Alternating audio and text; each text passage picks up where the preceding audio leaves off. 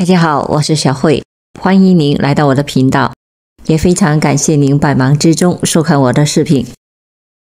今年65岁的陈大爷原本是一名乡村教师，因为年纪渐长的缘故，陈大爷的身体也是大不如前，不仅出现了头晕耳鸣的症状，而且腿脚也没有以前那么灵便了。为此，陈大爷不免有些苦恼，经常长吁短叹，有时候还和儿女抱怨道：这人老了，真是一点好处都没有，还不如早死早脱生了。陈大爷的儿女们也是看在眼里，疼在心里。后来，陈大爷通过电视看到日行万步可以起到强身健体的作用，于是陈大爷就心想，在家闲着也是闲着，不如锻炼锻炼，说不定还能多活几年呢。打定心思以后，陈大爷身体力行，每天天还没亮就开始起床散步，一直围绕着村庄转了好几个大圈。陈大爷每次估摸着步数差不多了，才回家洗漱吃饭。久而久之，陈大爷的气色果真看起来挺不错的。不过，让陈大爷苦恼的是，自己的膝盖部位这几天突然出现了红肿的现象。到医院一检查，医生告诉陈大爷说是滑膜炎，这可能和过度的运动有关，并让他减少散步的步数和时长。相信在生活中，我们也能够看见有陈大爷这样的例子，抱着强身健体的目的，反而损害了自身的健康。不过话又说回来了，适当进行散步对人体来说好处可不少，让我们一起来看一下吧。对于中老年人而言，适当的散步都有哪些好处呢？随着年龄的增长，人体的各项机能都可能会出现不同程度的老化，甚至是病变的现象。尤其是对于中老年人来说，年纪渐长，身体难免会出现一些小毛病，因此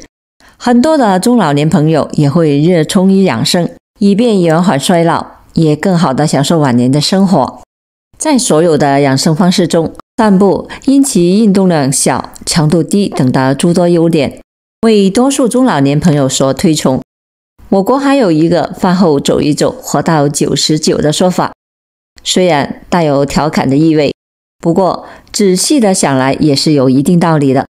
从医学上来讲，中老年人适当的进行散步，可以有效的调节自身的身心状态，起到放松身心、排解压力等的效果。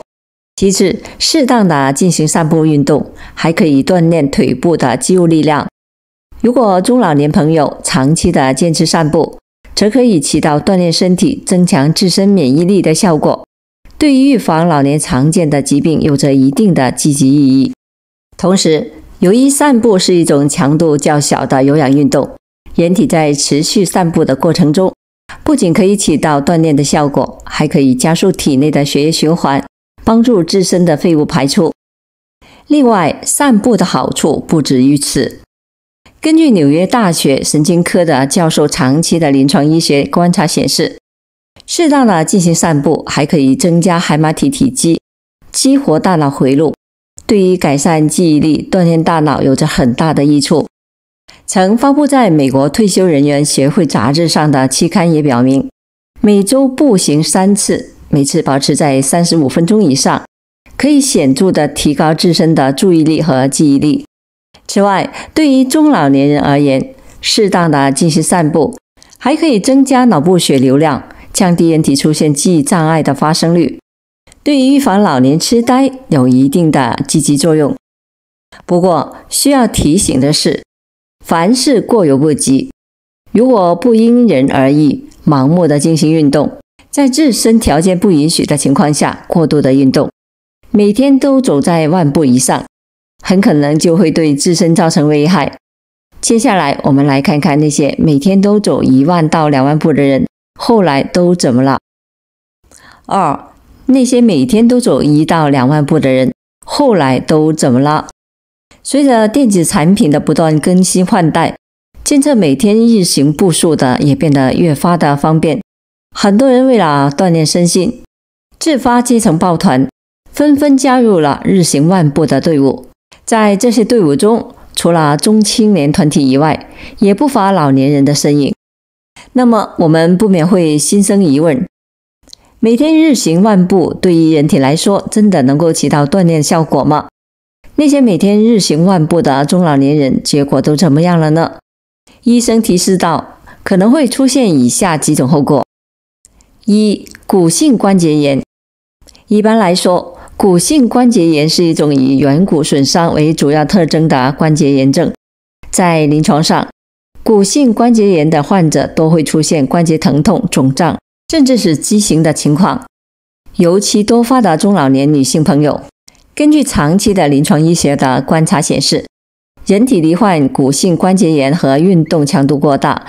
运动不当造成的局部关节磨损密切相关。而对于多数人来说，每天日行万步本身就是属于一种过度运动的行为。尤其是对于中老年的朋友来说，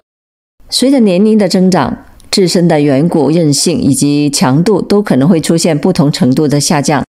其软骨则会发生磨损，甚至是蜕变。如果再长期的进行高强度的运动，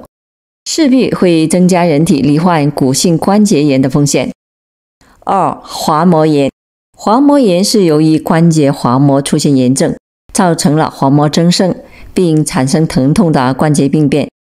其中，人体的膝关节部位是全身关节中滑膜最多的关节，因此滑膜炎也以膝关节最为常见。而对于中老年人而言，每天走1万步会对人体的膝关节造成一定的关节磨损。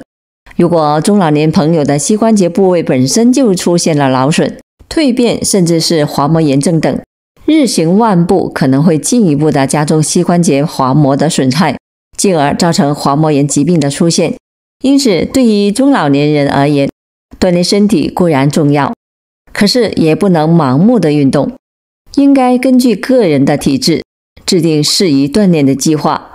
才能够起到事半功倍的效果。那么可能会有朋友问了，中老年人每天走多少步为宜？三、中老年人每天走多少步为宜？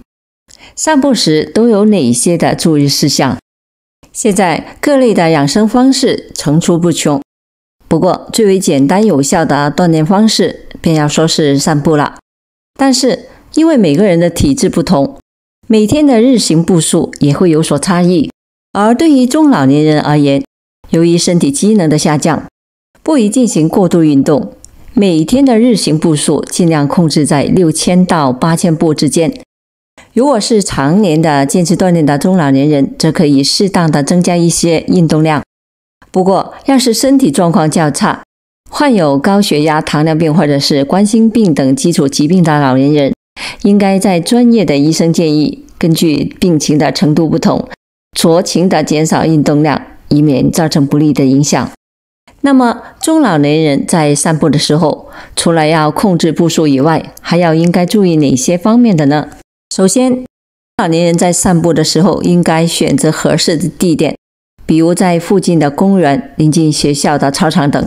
通常的情况下，这些地方不仅较为空旷平坦，